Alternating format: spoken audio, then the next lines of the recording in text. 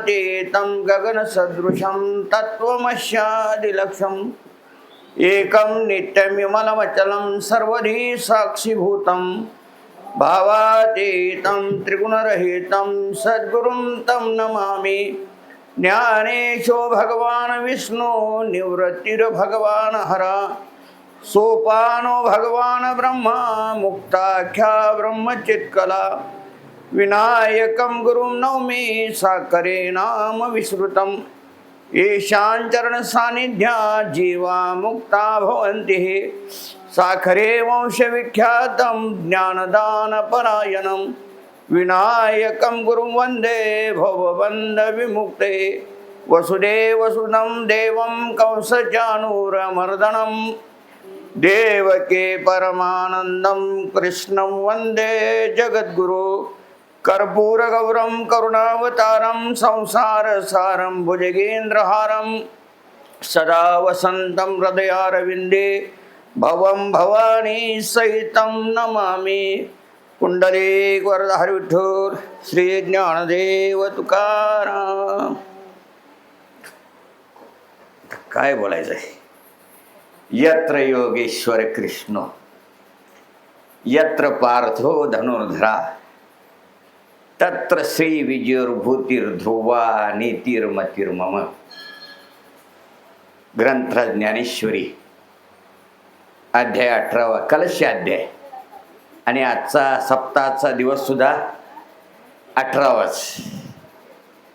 या 18व्या दिवसाची मदभाग्यानं तुम्हा सर्व सरवळेवासी वारकरी ग्रामस्थ बंधू भगिनींच्या माध्यमातून प्राप्त झालेली सेवा यथामती चिंतन करण्याचा प्रयत्न करायचा आहे।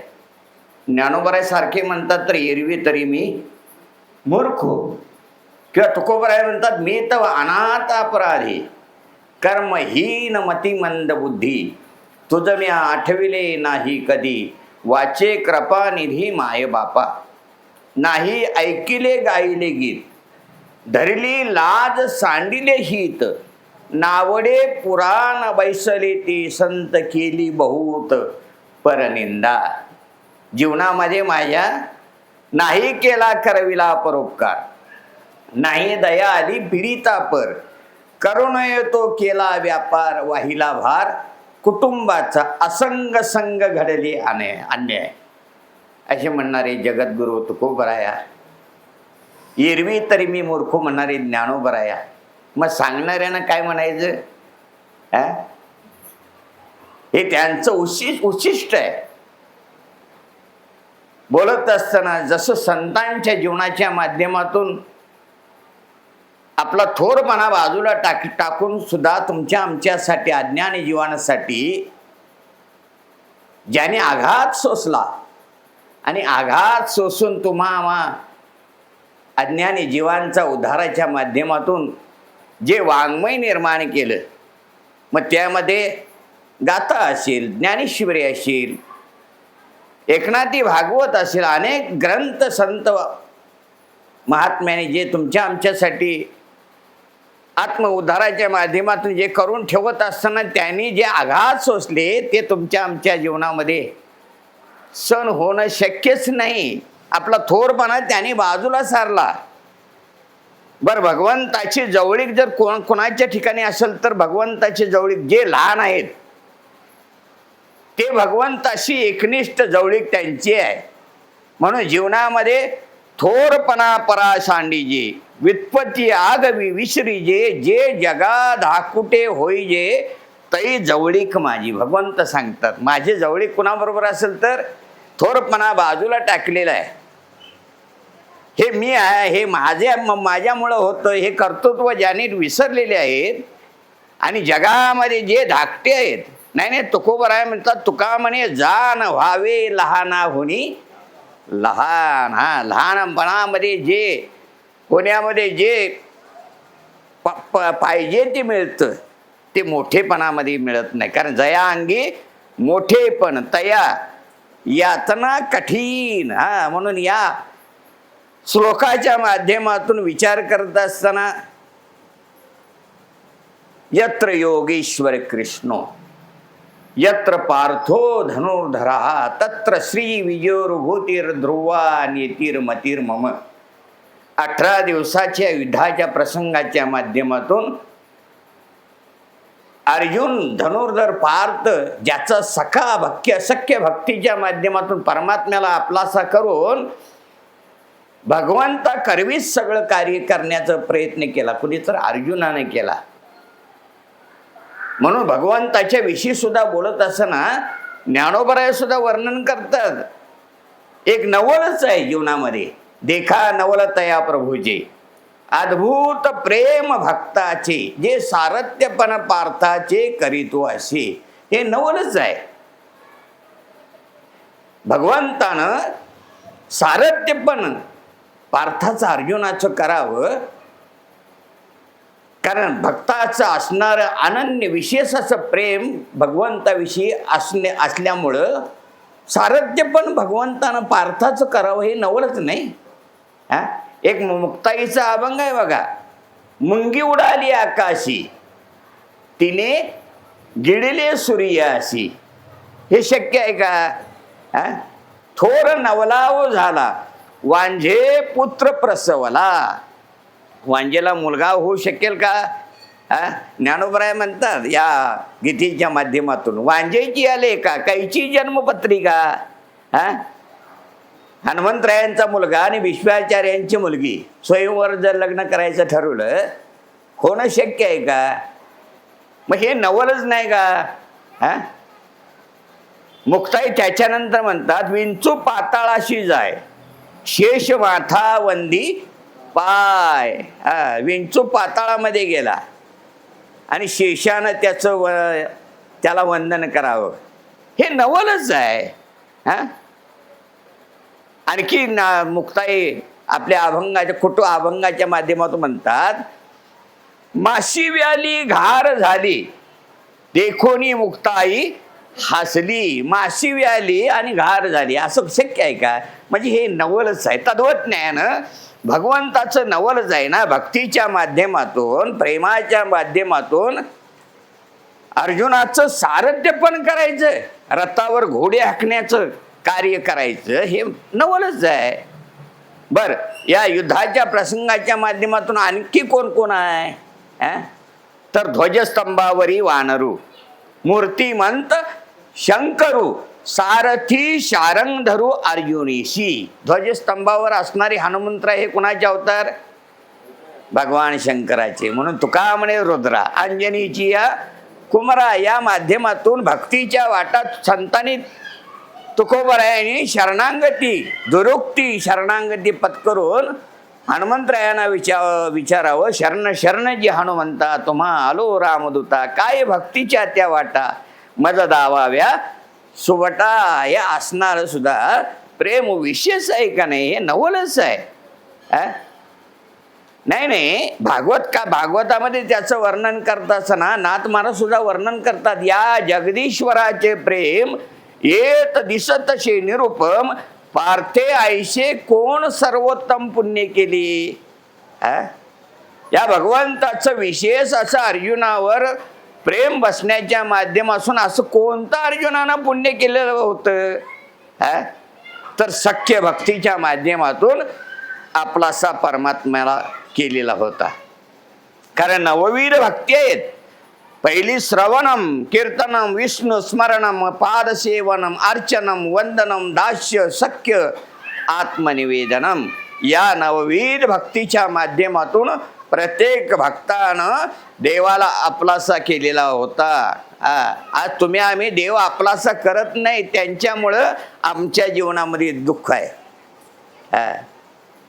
प्रत्येकाच्या जीवनाच्या माध्यमातून विचार करत असताना सकल दुःखाची निवृत्ती आणि आनंदाची प्राप्ती हे ध्येय सर्वांच्या ठिकाणी आहे.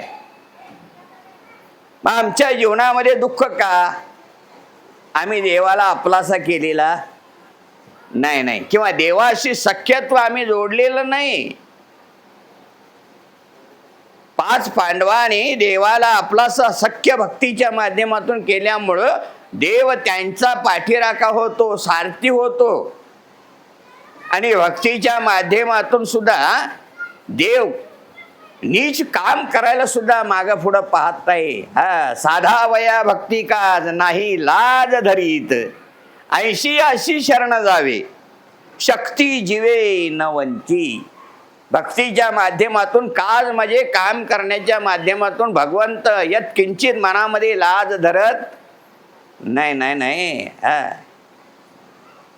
म्हणून कोणतंही कार्य करत असताना लहान होऊन जेवढं आपण त्या परमात्म्याची जवळीक साधता येईल असं आपण कर्तव्य कर्म करत असताना यत किंचित मनामध्ये लाज धरायची नाही. कारण तुकोबराय म्हणतात मला लाज वाटते तुझा दास म्हणण्याच्या माध्यमातून. लाज वाटे मना तुझा म्हणविता दास, गोडी नाही रस बोलील या सारखी. मला लाज वाटते म्हणतात. आणि आम्ही जिथं लाजू नये तिथं निर्भीड अवस्थेमध्ये आपण वावरतो, आणि जिथं लाजायला पाहिजे तिथं आपण नाही हे करत. या ठिकाणी लाजायचे नाही. देव जर कार्य करत असताना, संतांच्या जीवनाच्या माध्यमातून कार्य करत असताना जर यत्किंचित लाजत नाही तर आम्ही का लाजायचं? म्हणून या अध्यायाची गीतेची निर्मिती करत असताना सुद्धा भगवंतानं आपल्या अर्जुनाला सारथ्यपण करत असताना पाठीशी घालावं आणि आपण सारथ्यपण करावं हे जीवनामध्ये नवलच आहे. आणि या श्लोकाच्या माध्यमातून विचार करत असताना यत्र योगेश्वर कृष्ण, जिथं जिथं यत्र योगेश्वर कृष्ण, जिथं जिथं पार्थ धनुर्धर तिथं विजय निश्चित आहे. कारण त्या ठिकाणी नीती आहे, मती आहे. आणि मम म्हणजे भगवंताविषयी ममत्व भाव, प्रेमाचा भाव. हा देव माझा आहे, मी देवाचा आहे, हा भाव ममत्व भाव असल्यामुळं तिथं विजय निश्चित आहे. तसं बघायला गेलं तर ज्ञानेश्वरीच्या निर्मितीच्या माध्यमातून विचार करत असताना या 3 जोड्या आहेत. यामध्ये एक देव भक्ताची जोडी आहे, दुसरी गुरु शिष्याची जोडी आहे, आणि तिसरी राजा आणि सेवकाची जोडी आहे. धृतराष्ट्र हा राजा आहे, संजय हा सेवक आहे, कृष्ण परमात्मा देव आहे, आणि अर्जुन पार्थ धनुर्धर ज्याला म्हणलेला आहे, धनंजय म्हणलेला आहे, पंडुसूत म्हणलेला आहे. असा अर्जुन काय आहे तर भक्त आहे. आणि गुरु शिष्याच्या जोडीच्या माध्यमातून विचार करत असताना निवृत्तीनाथ हे गुरु आहेत आणि ज्ञानोबराय हे शिष्य आहेत. म्हणून सकल गीतेच्या अध्यायाच्या माध्यमातून जर विचार करत असताना म्हणे ज्ञानदेव म्हणलेले नाहीत, तर म्हणे निवृत्ती दासू. निवृत्तीचा मी दास आहे, गुरूंचा दास आहे मी. हा भाव आहे जीवनाच्या माध्यमातून. ज्ञानेश्वरी सारखा ग्रंथ करत असताना निवृत्तीनाथ दादांच्या ठिकाणी विश्वास ठेवून त्यांच्या शिष्यत्वाच्या माध्यमातून पात्र झाल्यानंतर ज्ञानोबरायांनी याच्यावर मानव जातीच्या हिताच्या माध्यमातून जे वाङ्मय करायला जर कोणतं घेतलं असेल तर ती ज्ञानेश्वरी आहे. ज्ञानोबरायांचा जर इतिहास बघायला गेलं तर ज्ञानोबरायांचा इतिहास हा नाथपंथी आहेच. एकाने एकालाच उपदेश करायचा.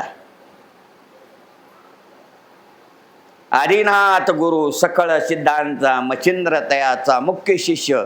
मच्छिंद्राने बोध गोरक्षाशी केला, गोरक्ष ओळला गहिनी प्रती. गहिनी प्रसादे निवृत्ती दातार. इथं आल्यानंतर थांबले. ज्ञानदेवा सार सोजविले. याच्या पाठीमागे जर पूर्व इतिहास बघितला तर विठ्ठलपंत आणि रुक्मिणी माता या माता पित्यांच्या पोटी आलेली चारी भावंड म्हणजे देवाचा अवतार आहे. सामान्य नाही ते. भगवान शंकराचे अवतार असणारे निवृत्तीनाथ, पांडुरंगाचे विष्णूचे अवतार असणारे ज्ञानोबराया, सोपान का देवांचे अवतार असणारे ब्रह्म, ब्रह्मदेव सोपानाच्या माध्यमातून आणि मुक्ताबाई आदिशक्तीच्या माध्यमातून ही दिव्यत्व असणारी चारी भावंड जन्माला येत असताना संन्यासाच्या माध्यमातून गुरुच्या आज्ञेनुसार परत ग्रस्ताश्रमी जीवन जगत असताना ही भावंड निर्माण व्हावी आणि जगानं त्यांची अवहेलना करावी, संन्याशांची पोरं म्हणावी, वाईट टाकावी, त्यांची कुचेष्टा करावी, या माध्यमातून केलेला त्रास, पण तो त्रास सुद्धा सहन करून येतो हिताचा कळवळा. तुमच्या आमच्या हिताच्या माध्यमातून जगाचे आघात सोसून ज्ञानेश्वरी सारखा कर्म ज्ञान उपासना त्रिकांडात्मक ज्ञानेश्वरी तुमच्या आमच्या आत्महिताच्या माध्यमातून निर्माण करत असताना एका प्रेताकडनं लिहून घ्यावी. केवढा अधिकार आहे बघा. मेले माणूस जित्त उठवील वेळ काळा ते ग्राशी लगा, ही अवस्था त्यांच्या जीवनामध्ये सामर्थ्य असताना सुद्धा ज्ञानोबरायांनी सच्चिदानंद बाबांच्या माध्यमातून ज्ञानेश्वरी सारखा ग्रंथ निवृत्तीनाथांच्या कृपाशीर्वादानं त्याच्या पाठीमागचं ज्यावेळी ब्रह्मवृंदाने आई वडिलांना तुम्ही काय करले पाहिजे तर देहांत प्रायश्चित घेण्याची शिक्षा ज्यावेळी फरमावली, त्यावेळी आमच्या मुलांच्या माध्यमातून जर धर्मामध्ये त्यांना जर सामावून घेत असतील ना, आम्ही देहत्याग करायला हरकत नाही म्हणाले. आणि विठ्ठलपंत रुक्मिणी एकांतामध्ये चर्चा करत असताना ही चारी भावंड झोपलेली आहेत. झोपलेले असताना सुद्धा यांचा विचार आहे उद्या सूर्योदयाला आपण काय करायचं आहे, रात्रीतनच आपण देहांत प्रायश्चित घ्यायचं आहे. त्यावेळी विठ्ठलपंत सुद्धा रुक्मिणी मातेला म्हणतात, हे बघ देहांत प्रायश्चित कुणाला, मला देहांत प्रायश्चित आहे. कारण का, मी संन्यासाच्या माध्यमातून संन्यास स्वीकारलेला असताना सुद्धा मी ग्रस्त आश्रमी श्री गुरूंच्या आज्ञेनुसार या आश्रमामध्ये प्रवेश करत असताना ही चारी भावंड आलेली आहेत. जीवनाच्या माध्यमातून आपल्याला पुत्ररत्न प्राप्त झालेले आहेत. खुश आपली चांगली आहे, धन्य आहे. पण त्या मुलांच्या हिताच्या माध्यमातून मौजी वंदनाच्या माध्यमातून त्यांना आपल्या ब्रह्म वर्णामध्ये सामावून घ्यावं याच्यासाठी दिलेली ब्रह्मवृंदा आणि शिक्षा ही मला आहे, तुला नाही. पूर्वी एक म्हण होते बघा, माय मरोनी मावशी उरो. तद्वत न्यायनं मुलांना वडील नसला तरी चालेल, मात्र आई ही पाहिजेच. कारण स्वामी तिने जगाचा आई विना भिकारी अशी अवस्था असते. आई ही पाहिजेच. लेकराच्या माध्यमातून हिताचं जोपासना करण्याच्या माध्यमातून आई असणं गरजेचं आहे. तेव्हा देहांत प्रायश्चित तू घ्यायचं नाही, मी एकटा घेतो. आता ती का आमची म्हणणार असं, तू जा तिकडं म्हणणार, मी थांबतो म्हणणार. रुक्मिणी आई साहेब म्हणाले, जिथं स्वामी तिथं धर्मपत्नी असणार. तुम्ही देहांत प्रायश्चित घ्यायचं आणि मी जग बघायचं. जसं धृतराष्ट्राची पत्नी सुद्धा गांधारी आंधळा असून धृतराष्ट्र सुद्धा, माझा जर पती जर सृष्टी जर बघत नसेल तर मी का म्हणून माझ्या डोळ्यानं हे सृष्टी बघावी म्हणून आपल्या हातानं पट्टी बांधावी त्या गांधारीनं. बघा, हिला म्हणायचं पतिव्रता म्हणायचं आहे. तसं रुक्मिणी आईसाहेबांनी विठ्ठलपंतांना सांगितलं, तुम्ही देहांत प्रायश्चित घेत असाल ना तर मीही देहांत प्रायश्चित घेणार, यात काय शंका नाही. ठरलं त्यांचं. मात्र विठ्ठलपंतांच्या पेक्षा रुक्मिणी मातेच्या चित्तामध्ये काहूर उठलेला आहे. आम्ही दोघांनी देहांत प्रायश्चित जर घेतलं तर आपल्या लेकरांचं कसं व्हायचं. त्यावेळी विठ्ठलपंतांनी सांगायचं, परमात्मा आहे, ज्यानं जन्माला घातलेला आहे तो सांभाळ करणार आहे. आपण काळजी करायची काय गरज आहे. आपल्या मुलांचं हित व्हावं या माध्यमातून ब्रह्मवृंदा आणि जी शिक्षा दिलेली आहे ते आपण करणं गरजेचं आहे. तरी पण विठ्ठल रुक्मिणी मातेच्या जीवनामध्येच्या माध्यमातून अंतःकरण कळवळायला लागलं आणि निवृत्तीनाथाला जागा केलं. निवृत्ती, काय आई झोपली नाहीस तू? नाही रे, झोप लागलेली नाही. तर का?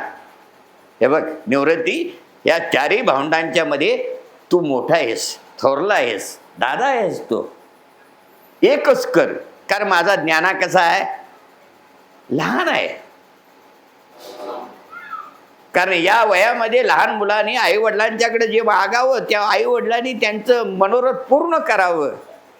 आणि अशा अवस्थेमध्ये त्यांच्या मनाच्या माध्यमातून विचार केलेला आहे की आम्हाला देहांत प्रायश्चित घ्यायला लागतंय, मात्र आमच्या मुलांच्या जीवनाच्या माध्यमातून त्यांना हित सुख प्राप्त व्हावं, आनंद प्राप्त व्हावा ही इच्छा ती तळमळ असल्यामुळं ज्ञाना हटवादी आहे रे. ज्ञानानं जर काय मागितलं तर नाही म्हणू नको, त्याचा हट्ट पुरव, ठीक आहे म्हणून सांगितलं. आणि तेच औचित्य साधून ज्ञानोबरायांनी निवृत्तीनाथांच्याकडे तेच मागितलं, मला एक गुरु एक शिष्य परंपरा करायची नाही, तर सकल जीवांचा उद्धार व्हावा, हित व्हावं, या माध्यमातून मला वाङ्मय करण्याची अनुमती द्या. म्हणून ज्ञानोबरायांनी ही ज्ञानेश्वरी सच्चिदानंद बाबांच्या माध्यमातून तुमच्या आमच्या हिताच्या माध्यमातून लिहून घेतली. ज्ञानोबरायांनी सांगावं आणि मेलेल्या प्रेताला उठवून त्या प्रेताच्या माध्यमातून सच्चिदानंद बाबांच्या माध्यमातून ज्ञानेश्वरी लिखाण घ्यावं. आज बघा त्या सच्चिदानंद बाबाचं काय भाग्य आहे, लेखकू झाला. सच्चिदानंद बाबा आदरे लेखकू झाला, सौभाग्यवती आहे. मरणाच्या माध्यमातून पती माझा मृत्यूशयेच्या माध्यमातून पडलेला आहे. त्यावेळी सती जाण्याची पद्धत असल्यामुळं तिच्या मनामध्ये उपरती झाली की आज मी माझा देह पतीबरोबर माझ्या मी भस्मसात करणार असताना ही चारी भावंड राम कृष्ण हरी विठ्ठल केशव भगवंताचा नामघोष करतेली येत बघितली आणि सहज तिच्या मनामध्ये उपरती झाले की या संतांचं दर्शन घ्यावं आणि आपला देह आपला भस्मसात करून टाकावा. आणि त्या सच्चिदानंद बाबांच्या पत्नीनं ज्यावेळी माऊलींचं पाय धरलं, पायावर डोकं ठेवलं, त्या अश्रूच्या माध्यमातून जी जाणीव ज्ञानोबरायांनी झाली आणि ज्ञानोबरायांच्या मुखातून शब्द आला की अखंड सौभाग्यवती भव. अखंड सौभाग्यवती भव हा शब्द कोणत्या माऊलीनं विचार डोगळ्या ज्ञानोबरायांच्या मुखाकडे बघितलं, माऊली या जन्मातील का पुढील जन्मातील आशीर्वाद. तर काय झालं, काय झालं म्हटल्या बेटाला तिनं व्रतांत सांगितला, माझ्या पतीचा देह आहे, अंतयात्रा चाललेली आहे, मी सुद्धा त्यांच्याबरोबर माझं आहे मरण स्वीकारणार आहे. असं म्हटल्याबरोबर ज्ञानोबराया अचंबित झाले, ताटी खाली उतरायला लावली. ताटी उतरली सच्चिदानंद बाबांची आणि माऊलींनी ज्ञानोबरायाने तिला विचारावं काय नाव, तर सच्चिदानंद बाबा, सच्चिदानंद स्वरूप.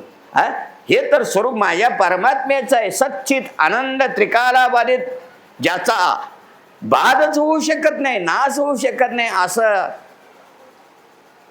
सामर्थ्य असणारा परमात्म्याचं माझ्या स्वरूप आहे. नित्य आहे, निरामय आहे, आनंद आहे, अद्वय आहे, असं असणारा आनंद घन सच्चिदानंद स्वरूप असणारा मरतो, सच्चिदानंद मरताय.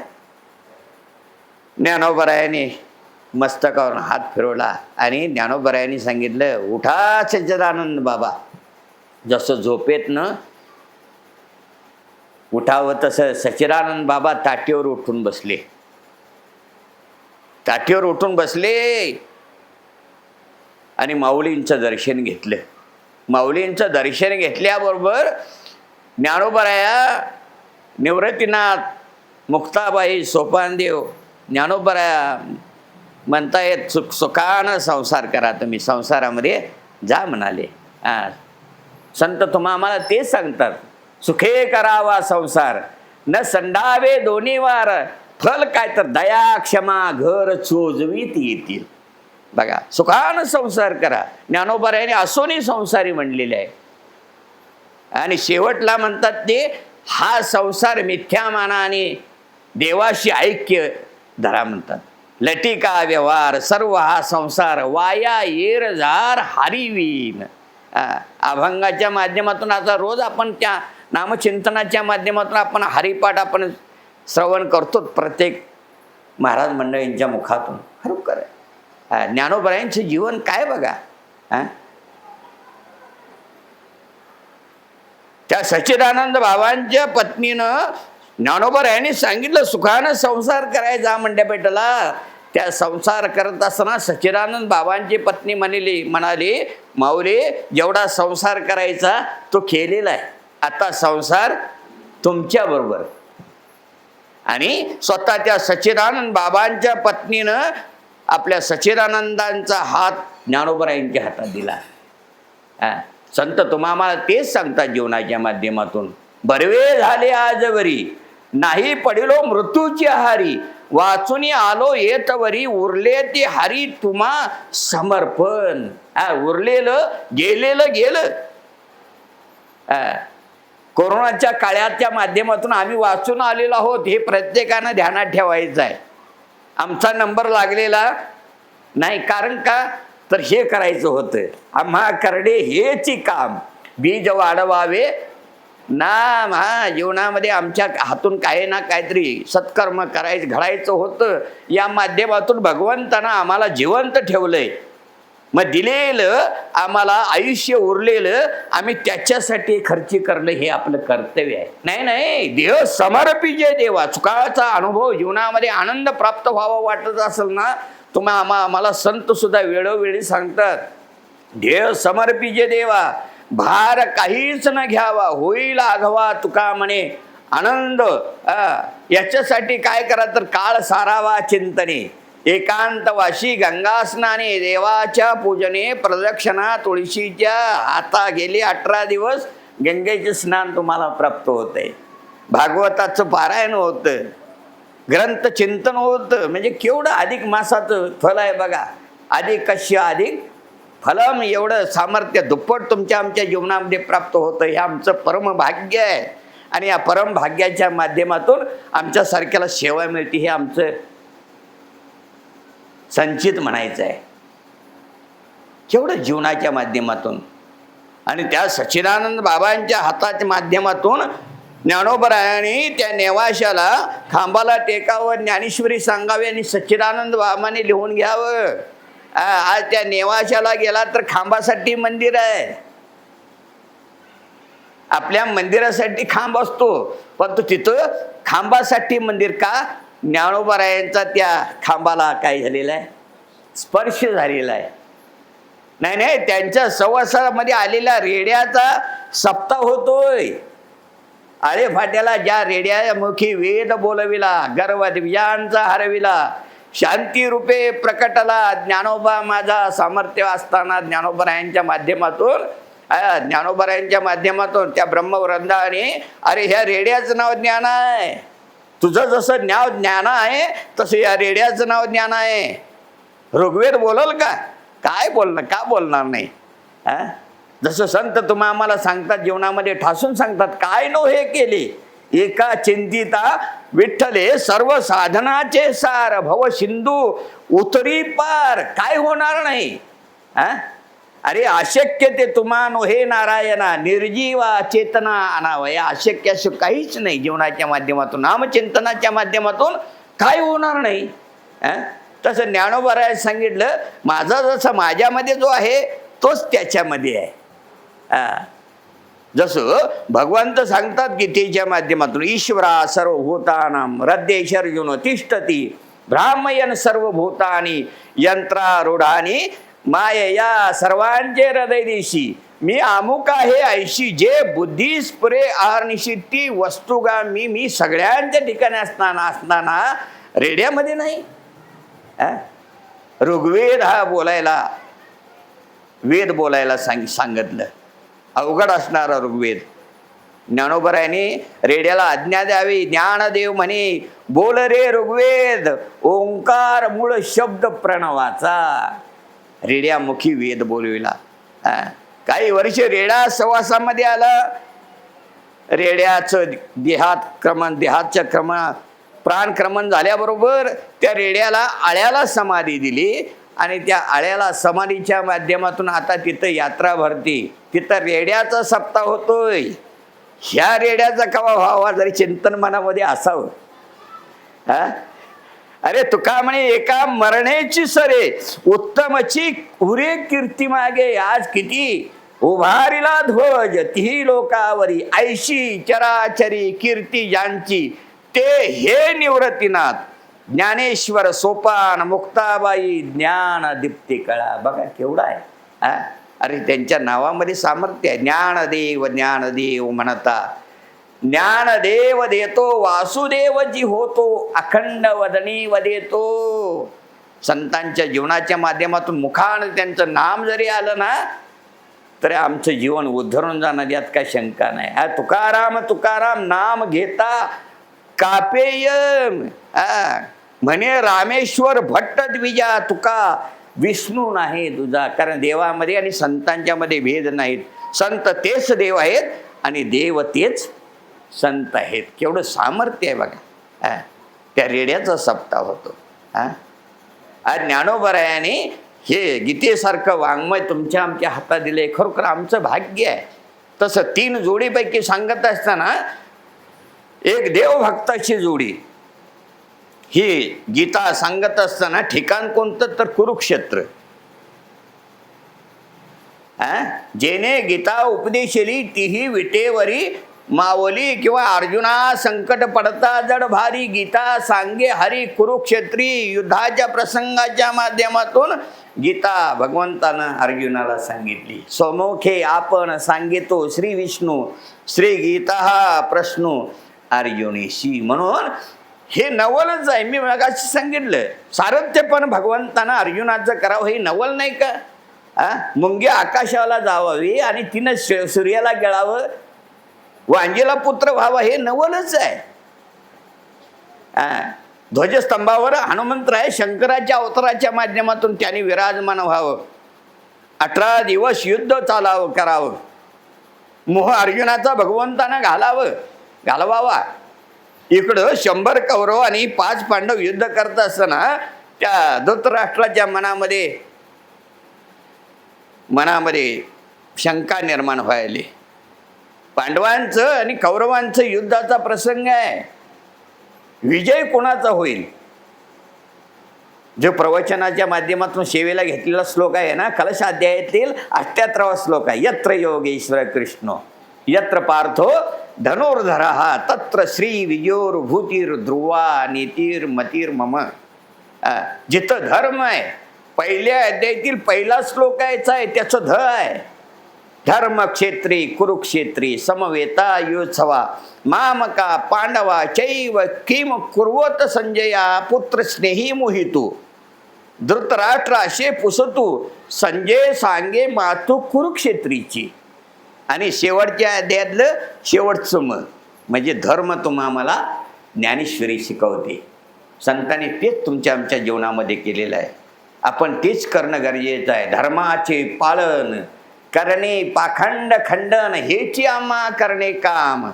बीज वाढवावे नाम धर्माचं पालन करायचं आहे. धर्माचं रक्षण केलं तर तुमचा आमचा धर्म रक्षण करणार आहे. संतांनी तेच केलेलं आहे.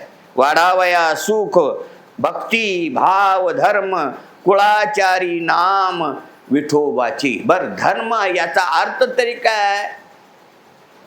आता तुमच्या आमच्या जीवनाच्या माध्यमातून विचार करत असताना साने गुरुजींनी सांगितलंय खरा तो एकच धर्म जगाला प्रेम अर्पावे. माणुसकी हाच खरा धर्म आहे. माणसानं माणसाशी माणसाप्रमाणे वागणं. संत हे वागत असताना सगळ्यांचे तिरस्कार करत नाहीत, अवेर करत नाहीत. तर संतास दुष्टांना सुद्धा आपल्या सन्मार्गाची वृत्ती शिकवणारे संत आहेत. तत्वज्ञान माणसानं माणुसकी नावाचा धर्म पाळला की बस बाकीचं काही करायची गरज नाही. तर तसं आंधळा धृतराष्ट्र संजयाला विचारतो, बाबा कुरुक्षेत्राच्या ठिकाणी जे युद्ध प्रसंग चालू आहे ना, तिथं विजय कुणाचा होईल? संजयानं सांगितलं, राजा एकदा सांगू का, जिकडं योगेश्वर कृष्ण परमात्मा आहे, नीती आहे, शास्त्र अनिती नाही, भगवंताच्या विचारानं जे युद्ध चाललेलं आहे, बरं याच्यापूर्वी भगवंतानं शिष्टाई केलेली आहे. करत असताना 5 पांडव जसे तुमचे 100 आहेत, तद्वत न्यायाने हे 5 पांडव सुद्धा आहेत. काहीतरी भावकी इच्छेच्या माध्यमातून त्यांना देणं गरजेचं आहे. त्यावेळी दुर्योधनानं सांगितलं, सुईच्या आग्रावर बसेल माती एवढी मिळणार नाही. शिष्टाई करत असताना भगवंतानी सगळं सांगून बघितलं तर ऐकायला तयार नाही म्हणल्याबरोबर युद्ध अटळ आहे. आणि जिकडं नीती आहे, शास्त्र आहे, प्रेम आहे, सख्यत्व आहे, अशा पार्टीला देव असतो. आपल्या जीवनाच्या माध्यमातून तेच असणं गरजेचं आहे. देव आमच्या बरोबर आहे, परंतु आम्ही वागत असताना कसं वागावं हे आपण कळवून घेणं गरजेचं आहे. देवानं आमची साथ सोडलेली नाही. जीवनाच्या सुरुवातीपासून शेवटच्या श्वासापर्यंत देव आमचा सारथी आहे. आमच्या रथावर सुद्धा तो आरूढ आहे. हा म्हणून रथ चालतो. प्रत्येकानं लक्षात ठेवायचं आहे. 18 दिवसाच्या युद्धाच्या माध्यमातून संजयानं धृतराष्ट्राला सांगितलं की राजा, जिकडं देव आहे तिकडं विजय ठरलेला आहे, निश्चित ठरलेला आहे. मग धृतराष्ट्राच्या चिंता वाढायला लागलेल्या, जिकडं देव आहे तिकडं विजय ठरलेला आहे असं संजय जर सांगत असेल, नोकरा सांगत असेल, तर त्या धृतराष्ट्राला झोप लागेल का? लागणं शक्य नाही. आणि ही दुसरी जोडी देवभक्ताची जोडी. अर्जुनाला गीता सांगत असताना 9,033 ओवीच्या माध्यमातून 700 श्लोकाच्या माध्यमातून गीता सांगत असताना अर्जुनाचा मोह, अर्जुनानं सुद्धा विचार करावा. हे कृपाचार्य, द्रोणाचार्य, भीष्माचार्य असे असणारे, नातलग असणारे, यांना मारायचं आणि मी हस्तिनापुराचं या राज्यसुख भोगायचं, हे जीवना माझ्या जमणार नाही. त्यावेळी भगवंतानं अर्जुनाला सांगायचं, अर्जुना अरे तू मारणारा कोण आणि हे मरणारे कोण? मी मारता, हे मरते. मारणारा कोण आहे? सृष्टीचं पालन करणारा तोच आहे, उत्पत्ती करणारा तोच आहे आणि संहार करणारा तोच आहे. गीतेच्या 9व्या अध्यायाच्या माध्यमातून 18व्या श्लोकाच्या माध्यमातून चिंतन करता असताना भगवंत सांगतात, गतिर्भरता प्रभू साक्षी निवासा चरणम सहत प्रभवा प्रलय स्थानम निधानम बीजम अव्ययम. म्या बोलविल्या वेदू बोले, म्या चालविल्या सूर्य चाले, म्या हलविल्या प्राणो हले, जो जगा ते चालिता. पर्वती बैसकान संडावी, समुद्र रेखा ओलांडावी, पृथ्व्या भूते व्हावी, हे आज्ञा माझी. मियाची नियामिला साता, काळू ग्राशी तसे भूता. सगळं हे मीच करणार आहे. गती देणारा सुद्धा तोच आहे. तुमच्या आमच्या जीवनाच्या माध्यमातून गती तोच देतो. मी उदाहरण करता विनोदानं सांगतो, प्रत्येकाकडे 2 व्हीलर आहे, गाडी आहे. गाडी नाही असं कोणच नाही. गाडीचं चालू केल्यानंतर ज्यावेळी आपण चालू करतो, रनिंग करत असताना मागलं पुढच्याला गती देतं का पुढचं मागल्याला गती देतं? चक्र जे आहे मागलं पुढल्याला गती देतं का पुढचं मागल्याला गती देतं? मागचं पुढच्याला गती देतं. अगदी बरोबर. पण दिसतं कोणतं? पुढचं दिसतं. आणि जे दिसत नाही ते, मग ते दिसत नाही ते सत्य काय? दिसतं ते सत्य? दिसत नाही ते सत्य. जर मागे बघायला गेला तर दुर्घटना घडण्याचा संभव आहे. परमात्मा कसा आहे? दृष्टीला गोचर आहे, दिसत नाही. मात्र नाही म्हणता येत नाही. कारण कर्तुम अकर्तुम अन्यथा कर्तुम, जेवढी देवाची सामर्थ्य आहे तेवढीच सामर्थ्य आमच्या संतांचं आहे. बघा, एका राजाचा प्रश्न होतो सेवकाच्या माध्यमातून. राजानं प्रश्न विचारला, माझ्या प्रश्नाचं जो उत्तर देईल ना त्याला अर्ध राज्य बक्षीस दिले जाईल. प्रश्न 3च आहेत, मात्र माझ्या उत्तराचं समाधान झालं पाहिजे. एक प्रश्न बरोबर आला, 2 चुकलं तर शिरच्छेद केला जाईल, मरावं लागेल. विद्वान पंडित त्या दरबारामध्ये असताना सुद्धा डोकं खाजवा लागले. एका प्रश्नाचं उत्तर आलं आणि 2 चुकले तर मरण्यापेक्षा आपण काहीच न बोललेलं बरं. मी विनोदानं आमच्या खरपे गुरुजींचा दृष्टांत सांगतो. खरपे गुरुजी म्हणायचं, विद्यार्थ्यानं पुढल्या वर्गात जाण्याचा प्रयत्न करावा का ह्याच्या वर्गातच थांबावं? पुढच्या वर्गात जाण्याचा प्रयत्न करावा. पण करत नाही, त्याच्यामुळे त्याच वर्गात गटांगळ्या खायची फळ येते. गुरुजी काय म्हणायचे, दिल ते सगळे हे करायचे, तो विद्यार्थी शिकायचा नाही. आज गुरुजी ग काढ म्हणले, उद्या म काढ म्हणतील, त्याच्यावर काहीच करत नाही. अभ्यास सुद्धा नाही, परीक्षा नाही, प्रत्येक परीक्षेमध्ये नापास. आता गुरुजी कालांतराने बदली दुसऱ्या गावामध्ये निघून गेल्याबरोबर ज्यानं अभ्यास केलेला आहे तो पुढच्या वर्गामध्ये विद्यार्थी गेलेला आहे, आणि यानं काही म्हणेल ते दिलेलं असताना सुद्धा अभ्यास नाही केल्यामुळं आईच्या वर्गातच राहिला. आणि तोच विद्यार्थी काय म्हणतोय, पट्ट्यानं 10 मास्तर शिक्षक घालवलं कारण वर्ग सोडला.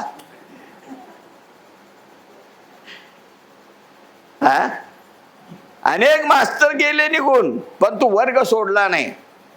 तो विद्यार्थ्याचा भाग सोडून द्या. आमच्या जीवनामध्ये वारकरी जीवन जगत असताना सुद्धा आम्हाला महाराज लोकांनी हरिपाठ आता येत नाही, आता ती आता रोज ऐकायला मिळते. म्हणजे हरिपाठ हे कसा आहे, सोपा आहे, पण आमचे हरिकडं पाठ असल्यामुळं आम्हाला हरिपाठ येत नाही. तसं होत नाही. वारकरी जीवन जगत असताना मला ज्ञानेश्वरी केव्हा वाचता येईल, कथा कीर्तन प्रवचन केव्हा करता येईल, हे प्रयत्न करणं गरजेचं आहे.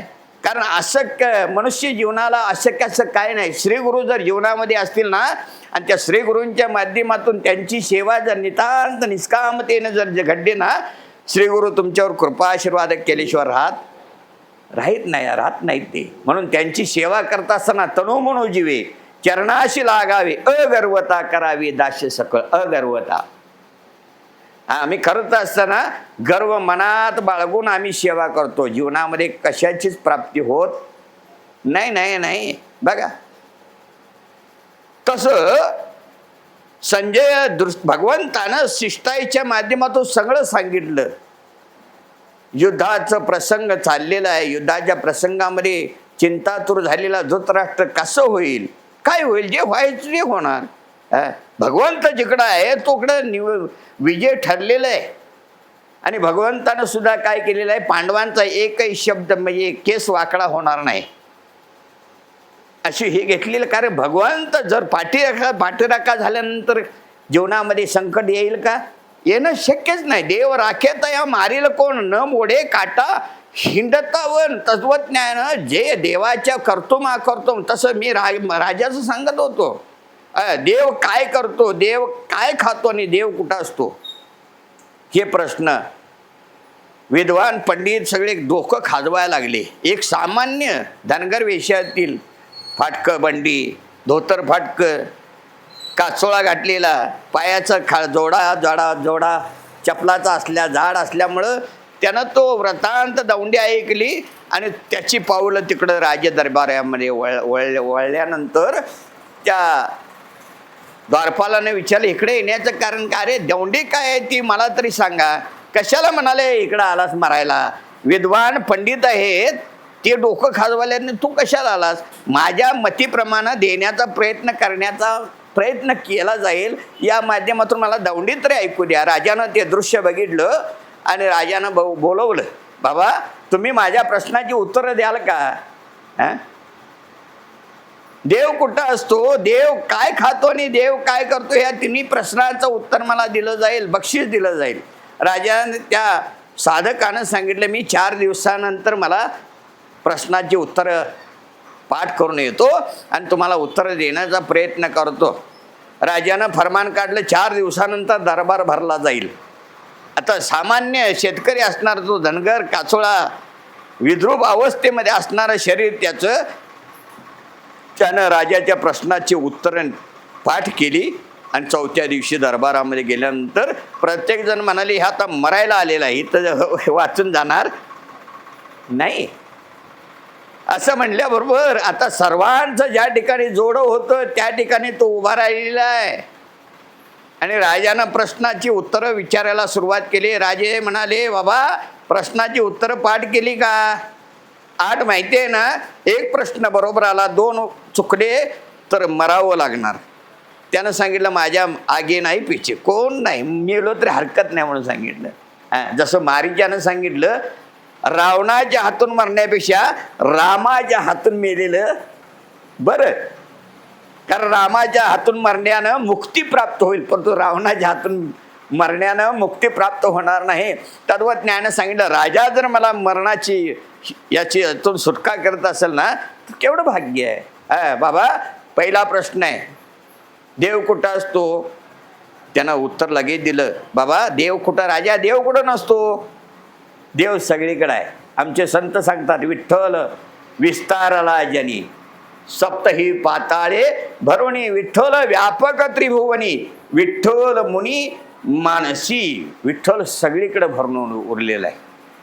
प्रश्नाचं उत्तर मिळालं, राजाला आनंद वाटला.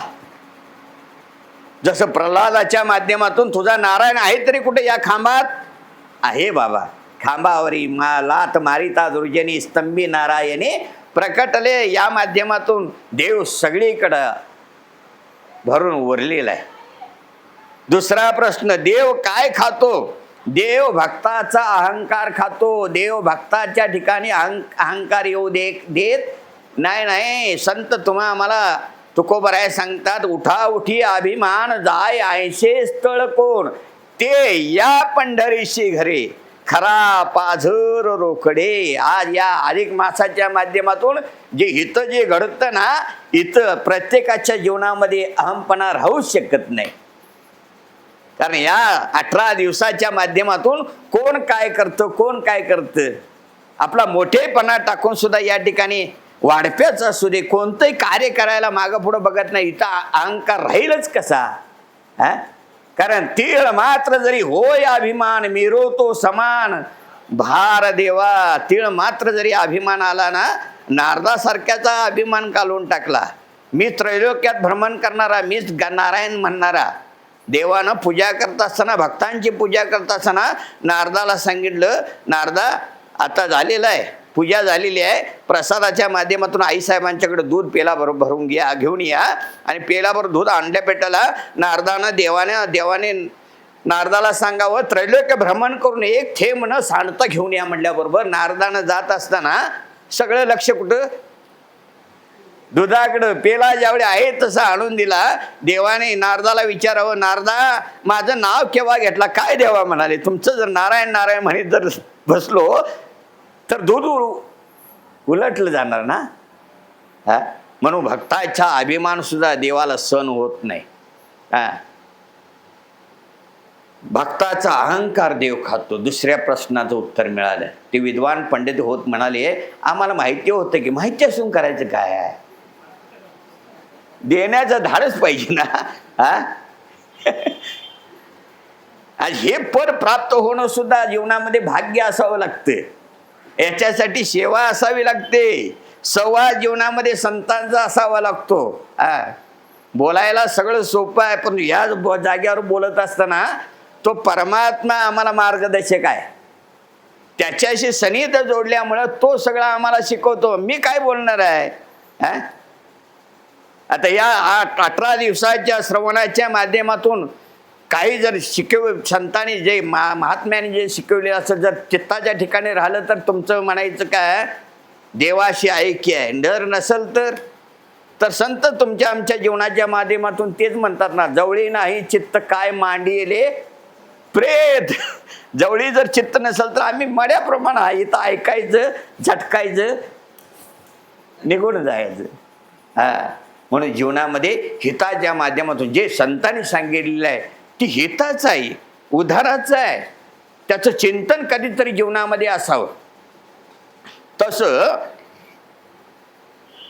भगवंतानं त्या संजयानं धृतराष्ट्राला सांगितलं राजा जिकडं देव आहे तिकडं विजयी ठरलेला आहे. ज्ञानोबरायांचं सुद्धा सामर्थ्य नाही, देवाचं कर्तुम अकर्तुम सुद्धा. त्या राजाचा प्रश्नाचा तिसरा प्रश्न जो उत्तर राहिलं, तो देव काय करतो बाबा, त्या बाबानं सांगितलं देव काय करतो हे जर ऐकायचं असेल ना राजा, मी जिथं उभा आहे तिथं यावं लागेल. 2 प्रश्नाची उत्तर मिळाल्याबरोबर राजा म्हणाला तिसरा प्रश्न सुद्धा सहज माझ्या उत्तराचं त्या माध्यमातून समाधान होणार. राजानं सिंहासन सोडलं आणि जिथं प्रत्येकाचं जोडं होतं, जिथं तो उत्तर देणारा साधक उभा राहिलेला होता, तिथं आला राजा. बाबा बोला की देव काय करतो. राजा 1 मिनिट. त्या अवस्थेमध्ये जो गेला तो राजाच्या सिंहासनावर जाऊन बसला. हे सिंहासन साधं आहे, हे साधं नाही. राजा जे सिंहासनावर बसल्या भेटाल ते द्वारपाल वगैरे ते पारेकरी होते, ते म्हणाले अरे राजाची सिंहासनावर बसतोस. मला राजाचं सिंहासन बळकावायचं नाही, राजाच्या प्रश्नाचं उत्तर द्यायचं आहे. मी अशा सगळी टाकून आलेली आहे, मला कशाचीच अपेक्षा नाही. राजाच्या प्रश्नाचं उत्तर देऊन राजाचं सांत्वन करण्याची मला गरज आहे, म्हणून मी या सिंहासनावर बसलेलो आहे. राजा तिथनं प्रत्येकाच्या जोड्याजवळ उभा होता. तो राजानं विचारलं बाबा प्रश्नाचं उत्तर द्या की देव काय करतो बाबा. ते बाबा म्हणाले राजा कसं कळणार तुम्हाला, देव काय करतो. खालचा वरती आणि वरचा खालती करतो. आज मी प्रत्येकाच्या जोड्याजवळ होतो, आज तुमच्या सिंहासनावर बसलो, तुम्ही सिंहासन सोडले, प्रत्येकाच्या जोड्याच्या ठिकाणी तुम्ही उभारला, हेच देव करतो. प्रमाण काय तुका म्हणे आले समर्थाच्या म्हणा जरी होय राणा रंक त्याचा. रंकाचा राजा आणि राजाचा रंक करण्याचं सामर्थ्य देवाजवळ आहे. कारण भगवंताचं ब्रीद आहे, मी दृष्टी करीन वाकुडी पाडीन ब्रह्मांडाच्या उतरंडी. आमच्या जीवनाच्या माध्यमातून आम्ही देवाला दोष देतो. देव काय झोपलाय काय, देव झोपलेला नाही, तुमचं काय कर्तृत्व आहे ते देव सगळं निरीक्षण करत असतो. आम्ही सगळ्याला फसवू शकू, देवाला फसवणं आम्ही फसवू शकतच नाही. आता इथं ज्ञानोबरायांच्या माध्यमातून विचार करत असताना ज्ञानोबरायांना 4 आपत्ती आहेत. आता तुम्ही म्हणाल ह्याला महाराजाला येरोड्याच्या ह्याच्यात घालावा. ज्ञानोबरायांनी संसारच केलेला नाही, तरी पण ज्ञानोबरायांना 4 मुले कसे असतील. ज्ञानोबरायांनी अभंगच केले. अवघाची संसार सुखाचा करीन आनंदे भरीन तिन्ही लोक. जाईन गे माये तया पंढरपुरा भेटे न माहेरा. आपुलिया संतांनी सुद्धा तेच केलं. तुकोबरायांनी सुद्धा अवघाची संसार केला ब्रह्मरूप. विठ्ठल स्वरूप म्हणून या त्यांनी देव स्वरूप म्हणून संसार केला. आणि ज्ञानोबरायांनी सुखाचा संसार केलाय. ज्ञानोबरायांना 4 मुलं झालेली आहेत ना, कुणाला माहिती आहेत. तुला आणलाय बोलून तू सांग. आता ज्ञानोबा जसं वांजेची लेखा वांजेला पुत्र होऊ शकतच नाही, तसं ज्ञानोबरायांना लग्न नाही काय नाही, मुलं कशी झाली तुम्ही महाराज मला विचारणार, मी सांगणार. ज्ञानोबरायांना 4 अपत्य झालेले आहेत. कारण माऊली आहेत ती मानवता उदारता लीनता पुरुष असून सुद्धा आईची उपमा माझ्या ज्ञानोबरायांना. केवढं सामर्थ्य आहे बघा ज्ञानोबरायांचं. पहिला मुलगा वेदांती, दुसरा मुलगा योगी, तिसरा मुलगा साधक आणि चौथा मुलगा अनाथ. मुलांच्या माध्यमातून हिताच्या माध्यमातून आम्ही इस्टेट कमवून ठेवतो. कारण म्हातारपणी मुलं आम्हाला म्हणतात तुम्ही आमच्यासाठी काय केलं, ही विचारणारी आताची आहे पिढी. तत्वज्ञाने ज्ञानोबरायांनी सुद्धा त्या 4 अपत्यांच्या माध्यमातून संपत्ती गोळा केली. कोणती म्हणाल तर जो वेदांती मुलगा आहे त्या वेदांताच्या माध्यमातून अमृतानुभव ग्रंथ ही संपत्ती त्या वेदांती मुलाला ज्ञानोबरायांनी अर्पण केलेली आहे. बघा अमृतानुभव. आता वेदांती मुलगा ज्ञानोबरायांना आई म्हणतो. कसं म्हणाल तर प्रमाण देऊनच बोलायचं आहे. वेद शास्त्र देती ग्वाही म्हणती ज्ञानाबाई आई. त्या वेदांती मुलाला अमृतानुभव महान ग्रंथ ज्ञानोबरायांनी दिलेला आहे संपत्तीच्या माध्यमातून. दुसरा योगी, योग्याच्या माध्यमातून जे चांगदेव त्यांच्या सहवासामध्ये आले, अधिकार संपन्न, वाघावर बसून हातात सर्पाचा चाबूक 1400 शिष्यगणासह येणारा योगी चांगदेव आणि भिंतीवर बसून जाणारे ज्ञानोबराया. आता लहान वयानं ज्ञानोबराया असले तरी ज्ञानानं उच्चतम अधिकार असणारे ज्ञानोबराया भिंतीला म्हणतात, अरे बाई, योगी तपस्वी 14 वेळा काळाला परत पाठवणारा चांगदेव आपल्या शिष्यगणासह येत आहे, आपण त्याच्या स्वागतासाठी जाणं गरजेचं आहे आणि त्या भिंतीला आज्ञा द्यावी आणि ती भिंत चालावी. आता चालल, चालविली जड भिंती, हरली चांगयाची भ्रांती, मोक्ष मार्गीचा सांगा दे ज्ञानोबा माझा. जड भिंत चालवायची सामर्थ्य आहे काय कुणाच्या ताब्यात? माझी सुद्धा एक ठिकाणी फजिती झाली, मी सांगितलं असेल मागं. एका ठिकाणी कीर्तनला गेल्यानंतर ज्ञानोबरायांचं असं चरित्र सांगत असताना ती 4 जी टावाळकर होती म्हणली ना, हे महाराज कायतरी सांगतंय, भिंत कुठे चालली असेल, रेडा बोलला असेल. आता ह्या रेड्यासने काय करणार ती? ज्यांचं ज्ञानोबरायांच्या संत वाङ्मयावर विश्वास नाही त्यांना भ्यायची गरजच नाही. प्रमाण तुका म्हणे येते भजन प्रमाण, प्रमाणानंच बोलायचं. हे बोलल्यानंतर महाराज आताच गाडी असल्यामुळं पळून जातात, काय बोललेलं सामावलं जातं, मात्र ह्याच्यातनं चुकत नाही. तात्यांच्या चुकू शकत नाही, काय बोललेलं सगळं ते आता ते कट करताना, नाहीतर ती बी मीडिया आता ते डोळं उस्पारून बसलेलं आहे. तसं विचारणारी मंडळी आहेत भरपूर. तसं ती 4 म्हणले महाराज मुक्कामला थांबणार आहे, लांब गेल्यामुळं मुक्कामचे पाळी आले. चौघांनी म्हणाले महाराजला सकाळी गाठायचं आणि त्याला भिंतीवर बसवायचं आणि चालून दाखव म्हणायचं. तसं ते एकाच्या घरात मुक्कामाला राहिल्यामुळं सकाळच्या पारी ती उठायच्या आधीच आली. महाराज गेलं काय? महाराज आहेत म्हणून सांगितलं.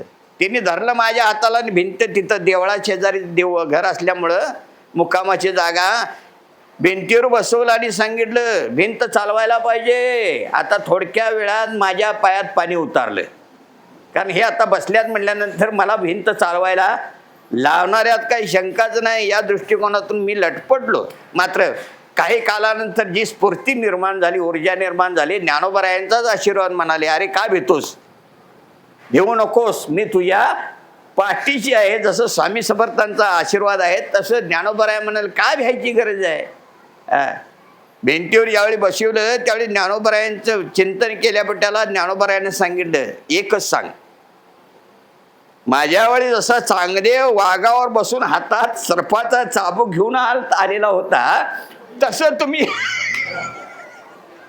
ज्ञानोबरायाने सुचल्याबरोबर काय मी सांगितले, हे बघा, जसं चांगदेव ज्ञानोबरायांच्या भेटीसाठी येत असताना कशा बसून आलता, तर वाघावर बसून आलता. हातात काय होतं, सापाचा चाबूक होता. तसं बसून या जावा, मी भिंत चालल्याशिवाय इथून जायचंच नाही. ती चौघं 4ही बाजूला गेली, ती परत आलीच. केवढं सामर्थ्य आहे बघा, वाङ्मयामध्ये सामर्थ्य आहे. तसं ज्ञानोबरायांचा अधिकार बघितला आणि लोटांगणी चांगदेव आले. आले लोटांगणी चांगदेव या माध्यमातून बघितलं आणि मुक्ताईने शेरा मारला, ज्ञानदादा चांग्या कोरा त्यो कोरा, हे योगी आहेत ते, चांग्या म्हणू नको, अधिकार संपन्न आहेत ते. कोरा असं ना, कोऱ्यावर काहीतरी लिहिता येतं. या माध्यमातून 65 पूर्वीचा ग्रंथ ज्ञानोबरायांनी योग्याला दिला. योग्याच्या माध्यमातून ज्ञानोबरायांनी काय म्हणतात, आईच म्हणतात, ज्ञानराज माझी योग्यांची माऊली, जेने निगमवल्ली प्रगट केली, गीता अलंकार नाम ज्ञानेश्वरी, ब्रह्मानंद लहरी प्रगट केली, 56 भाषेचा केलाशे गौरव, भवार नवी नाव उभारली. केवढं सामर्थ्य आहे बघा ज्ञानोबरायांच्या माध्यमातून. चांगदेवानं ज्ञानोबरायांना आई मानलेली आहे. तिसरा मुलगा साधक. साधकांच्या माध्यमातून, चिंतनाच्या माध्यमातून श्री गुरु कावणेकर बाबा महाराज असतील, आमचे नामदेव राऊत महाराज असतील, यांच्या माध्यमातून तुम्ही जे चिंतन करा ज्ञानेश्वरीच्या माध्यमातून, ते ज्ञानेश्वरी सारखा महान ग्रंथ तुम्ही आम्ही अनुभवतो, विचारसागर अनुभवतो. अनेक ग्रंथांचं चिंतन करणारे तुम्ही मंडळी आहात. म्हणून ज्ञानोबरायांनी चौथा साधकाला जी दिली ती ज्ञानेश्वरी दिली. साधकाच्या माध्यमातून हिताचं काय जर असेल तर चिंतनाची जर दिशा दाखवणारी जर कोणती असेल तर ती ज्ञानेश्वरी आहे. जगायचं कशी ज्ञानेश्वरी शिकवती, मरायचं भागवत शिकवतो. तरी पण ज्ञानोबरायांनी मरत असताना कसं मरावं हे ज्ञानेश्वरीमध्ये लिहिलेलं आहे. झाकल्या घटीचा दिवा नेनो काय झाला केदवा, तैशा रीती पांडवा देह ठेवी. एखादी पणती लावावी आणि त्याच्यावर काहीतरी पात्र काय करा केल्यानंतर झाकल्यानंतर केव्हा बिजली कळत नाही, तसं मरताना मरावं. शेवटी प्रत्येकाला जावं लागणार आहे. म्हणून त्या ज्ञानेश्वरीच्या माध्यमातून सुद्धा ते साधक काय म्हणतात, साधकांचा मायबाप दर्शने हरे ताप सर्वाभूती सुखरूप ज्ञानोबा माझा.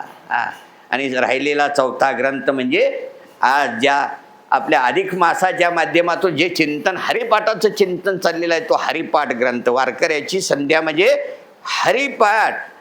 हरिपाठा चिंतनाच्या माध्यमातून तुम्हा आम्हाला महात्म्यांच्या मुखातून आपल्याला अभंगाचं चिंतन ऐकायला श्रवण करायला मिळतं. तद्वज्ञान हरिपाठ. साधक अनाथाच्या माध्यमातून तुम्ही आम्ही सगळे अनाथ आहोत. तुम्ही आम्हाला ज्ञानेश्वरी कळणं शक्य नाही, विचार सागर कळणं गरजेचं शक्य नाही, अमृतानुभव अनेक चांगले पासष्टी अनेक आम्हाला समजणं शक्य नाही. मात्र हरिपाठाचं आम्हाला समजणं शक्य आहे. संतांच्या सेवेच्या माध्यमातून चिंतनाच्या माध्यमातून शक्य आहे. तो हरिपाठ छोटासा ग्रंथ ज्ञानोबरायांनी तुमच्या आमच्यासाठी अनाथांच्यासाठी निर्माण केला.